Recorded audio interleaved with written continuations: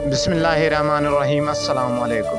حاتم طائی کے زمانے میں کسی نے حاتم طائی سے پوچھا کہ آپ نے دنیا میں کسی کو اپنے آپ سے بھی زیادہ سخی دیکھا ہے؟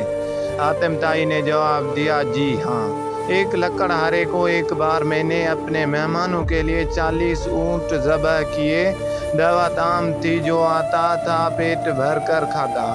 اس دن میں کسی ضرورت سے جنگل کی طرف چلا گیا تو وہاں ایک لکڑہارے کو دیکھا جو خشک لکڑیاں اکٹھے کر رہا تھا۔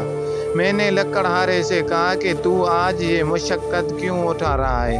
حاتم طائی کے گھر کیوں نہیں جاتے؟ وہاں تجھے بہترین کھانا ملے گا۔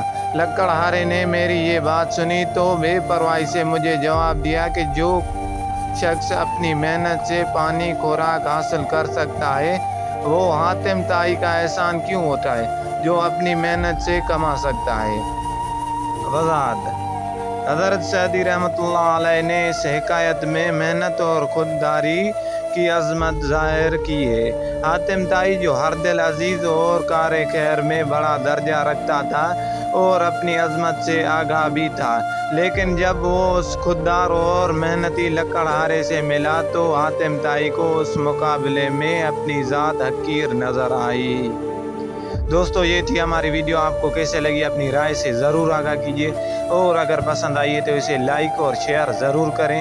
انشاءاللہ ہماری ملاقات اگلی ویڈیو میں ہوگی، تب تک کے لیے اجازت دیجیے۔ اللہ حافظ۔